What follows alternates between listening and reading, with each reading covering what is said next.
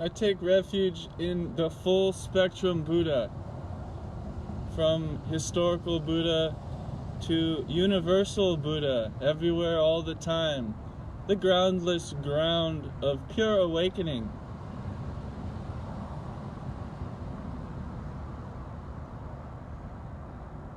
And I take refuge in full spectrum Dharma, which is the historical teaching of the historical Buddha, but also everything everywhere all the time. It's all the preaching of the universal Buddha.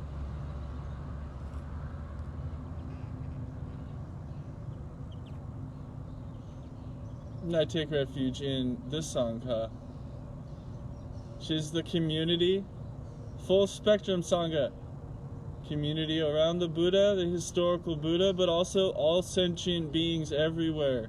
This is all a great, harmonious, and loving, wise community when seen from the right angle.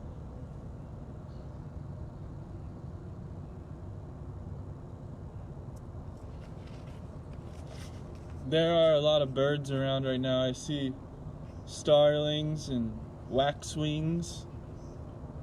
I only see those this time of year. They must be a migratory bird. But it's really nice. Today is a hard day for me. I have a situation. I've got to learn more about it, but I may end up being homeless. Homeless, having no place. That's okay, I'll figure it out. But that's what's on my mind right now. So, now's a good time to practice mindfulness. I will read about the Buddha body as described by Thich Nhat Hanh. It's only 3 pages, and it's a very wonderful description of a certain aspect of our being. There's a queen ant that landed on this page. I'm gonna let her sit. She's really beautiful. Wings and long body. It's a good sign. This is from The Art of Living, Thich Nhat Hanh's book. Having a human body means you also have a Buddha body. The word Buddha means someone who is awakened and who is working for the awakening of other beings. Buddha body is just a shorthand way of describing our capacity to be awake and fully present, to be understanding, compassionate, and loving. You don't need to use or know the word Buddha to have a Buddha body. You don't have to believe in anything, not even the Buddha. The Buddha Shakyamuni was not a god. He was a human being with a human body. And he lived in such a way that his Buddha body could grow. So we hear this and we think, oh, the Buddha was just a human, not a god. But I think another way to relate to this kind of teaching is like, oh, he was a human. What does it mean to be a human? Something magical. We have a wonderful opportunity here, a rare opportunity. In some Buddhist texts, it's described as, imagine there's a turtle at the bottom of the ocean that comes up every 100 years or something. And the likelihood that we should be born human is similar to the likelihood that turtle should happen to come up at the surface of the ocean just as a ring was floating past. So that's a very rare occurrence. Just as this human birth is a rare occurrence. It's a great opportunity. Every human being can become a Buddha. This is good news. We all have the seeds of mindfulness, love, understanding, and compassion. And whether these good seeds have a chance to grow depends on our environment and our experiences. Don't doubt that you have a Buddha body. There have been times in the past when you had the capacity to understand, to forgive, and to love. These are the seeds of your Buddha body. You have to give the Buddha in you a chance. Allowing the Buddha in you to grow doesn't require special effort. If you wake up to the beauties of nature, like this nature right here, all these wonderful, cute little birdies and bunnies, and even the sound of the cars rushing past, it's all nature. Even the power lines. Humans aren't separate from nature, even though our ideas might suggest, our notions would suggest that we are separate from nature. We never deviated. And if you know how to maintain that spirit of waking up alive all day, you are a full-time Buddha. It's not so difficult to be a Buddha. Just keep your awakening alive all day long. We are all capable of drinking our tea in mindfulness. Every one of us can breathe, walk, shower, and eat in mindfulness. Every one of us can wash the dishes in mindfulness. Every one of us can speak and listen with compassion. The more you water the seeds of mindfulness, concentration, and insight, and love in you, the more your Buddha body will grow, and the happier and freer you'll become. Thank you. Sending or receiving and reflecting, sending light back. The more you water the seeds of mindfulness, concentration, insight, and love in you, the more your Buddha body will grow, and the happier and freer you'll become. Whatever our livelihood is, whether we're a teacher, an artist, a social worker, a business person, or one who has gone forth from the money-making life, we can participate in the work of a Buddha, helping to nurture enlightenment and awakening and to bring positive change to the world. When we can be fully present and get in touch with the wonders of life that have the power to heal and nourish us, we will have enough strength to help others suffer less. Someone who has not woken up cannot help another person to wake up. A non-Buddha cannot make another Buddha. To be a Buddha, to wake up, also means to wake up to the suffering in the world. And here, Tai is getting into his engaged Buddhism. It means to wake up to the suffering in the world and find ways to bring relief and transformation. Some kinds of Buddhism emphasize renunciation or aversion to the world. This requires a tremendous source of energy. Your strong aspiration, your mind of love, is that immense source of energy that helps you wake up to the nourishing and healing beauties of nature and to the suffering of the world. It gives you a lot of energy to help. This is the career of a Buddha. And if you have that source of strength in you, if you have the mind of love, you are a Buddha in action.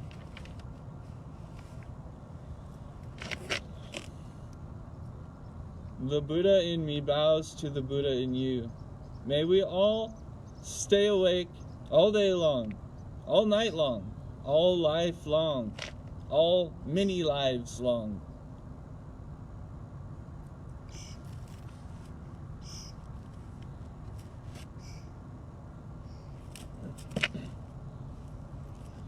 So now here I am sitting on a little tiny skateboard. I've got my legs crossed. And I'm going to breathe in and out. Breathing in, I will know I'm breathing in. Breathing out, I will know I'm breathing out. And when I hear the sound of these birds chirping and singing, I will know I'm hearing a sound. Or even when I hear the sound of the cars rushing past, I'll know I'm hearing a sound, and I will be breathing. I'll say, oh, there's a sound. This is called guarding the sense doors. We have these 6 doors. We have intellect, which is like the center, and then sight, and sound, and smell, and taste, and touch. When we anchor our attention in the breath, these things will arise. If we get too frustrated, oh, I'm trying to breathe, but I keep hearing sounds, oh, I keep thinking thoughts. If we give in to a sense of frustration, our mindfulness will be disturbed more and more. So instead of getting all upset about it, we can just say, oh, we can identify it, we can note it, we can touch it. And like bubbles, the Buddha says, like bubbles, when we touch them, they pop. They're impermanent anyway. The thing that keeps them alive is our attention to them. So we'll hear a sound and we'll say, oh, that was horrible. I'm supposed to be breathing and I'm hearing sounds and my attention's not strong. But this is just giving in. Instead, we can incorporate these other sense data into our mindfulness. We can watch them and see that they are impermanent and return to the breath without frustration, gently returning to the breath. Over time, our concentration grows stronger. It's like weightlifting for the mindfulness muscle. We take these times aside, apart from our daily routine, for ourselves to recharge, refresh. But the ultimate goal is to remain mindful all day long, all life long. Staying awake, like Thich Nhat Hanh just said, a person who is awake for a minute is a Buddha for a minute. A person who is awake all day long is a full-time Buddha. Being a Buddha is not hard. I think some Buddhist traditions make a huge deal about Buddha, and in so doing they create a chasm, or they create a lot of space, a thick border between us and Buddha. If we strive, if we do it, it is accessible. We can achieve it. Those who strive in this way are bodhisattvas, beings tending toward awakening. We are all bodhisattvas. Sometimes we forget, but that doesn't end our bodhisattva nature. Okay, I'm done rambling. Sitting up straight. I'm breathing from my belly. About 2 finger widths below my belly button, there's the Dantian point, Chinese medicine. It's a good place to breathe from. We pull our attention, our center of awakening, out from our brainstem, out deep into our bellies. But we don't modify the breath too much. We just breathe from deep in there, slowly, and we take it one breath at a time. I personally don't count my breath. I work to remain with my direct experience of the breath. So breathing in, I know I am breathing in.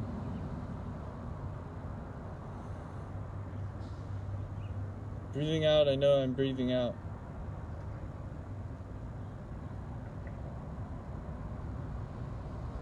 Breathing in, I directly experience the in-breath.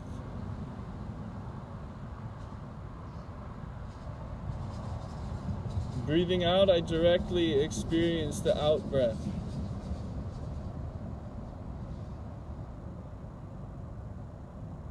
Breathing in. Breathing out. In. And out. Breathing in, I see myself as a flower. Breathing out, I feel fresh. Flower. Fresh. Flower.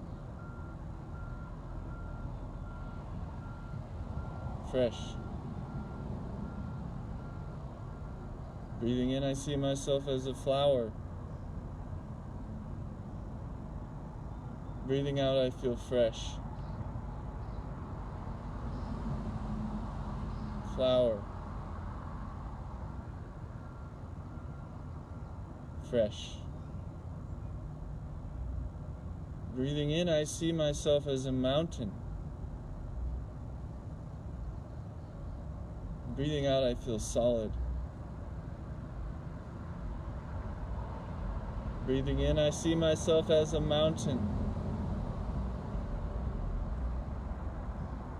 Breathing out, I feel solid. Mountain. Solid. Mountain. Solid. Breathing in, I see myself as wide open space. Breathing out, I feel open. Breathing in, I see myself as undivided space.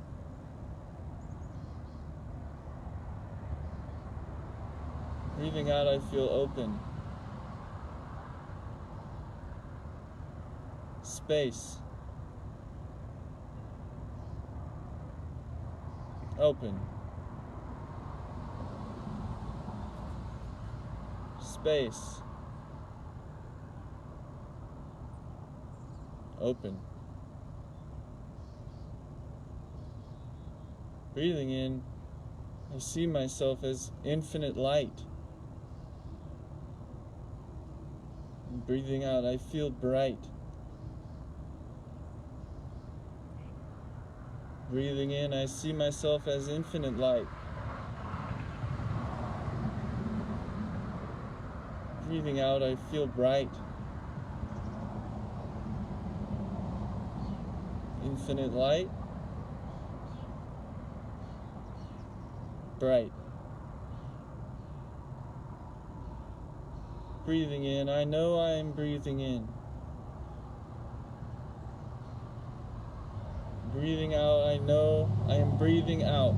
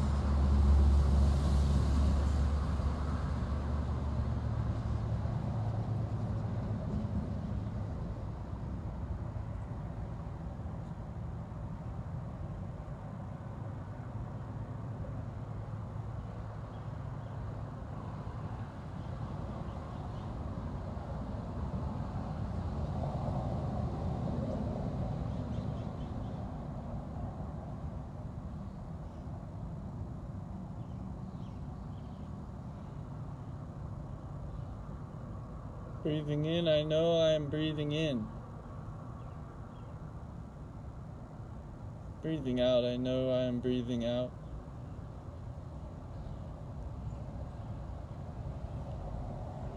Breathing in, I directly experience the in-breath.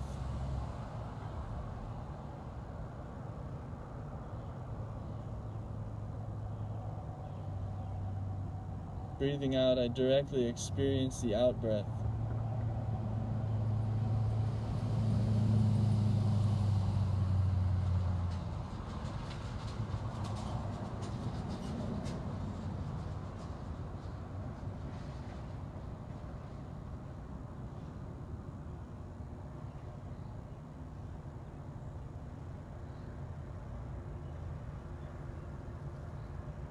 Breathing in, I hear sounds.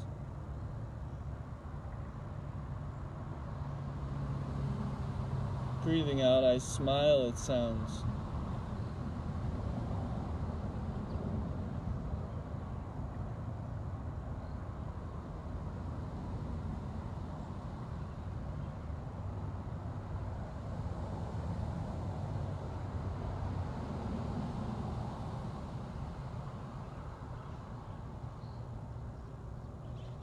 Breathing in, I am thinking thoughts.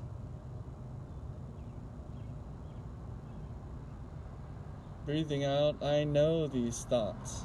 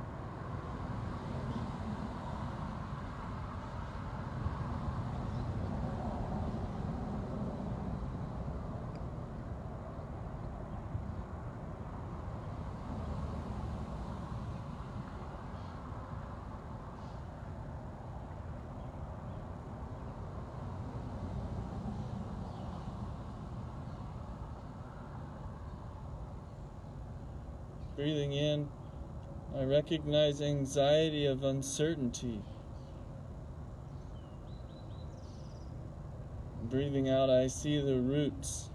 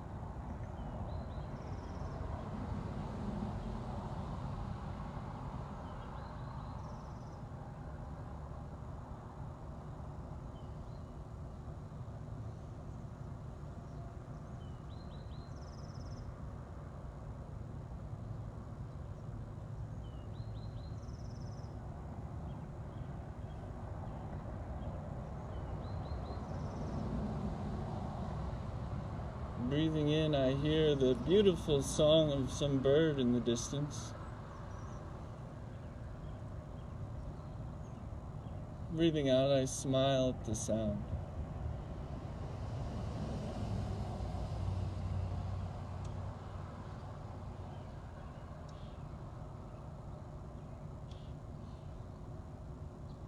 Breathing in, I hear it is there. Breathing out, it makes me very happy.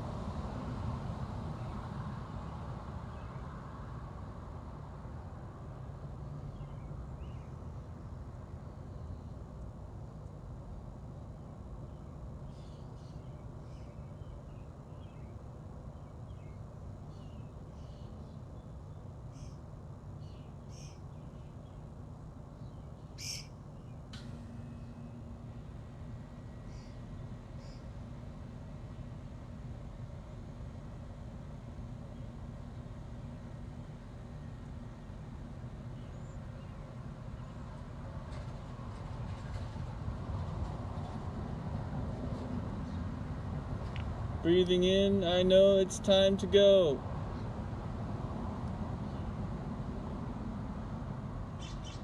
Breathing out, that is okay. I'll maintain my mindfulness throughout the day. When walking, I know I'm walking. And sitting, I know I'm sitting. Standing, I know I'm standing. Laying down, I know I'm laying down. Mindful all day, at home, with children, or at work. Always remembering.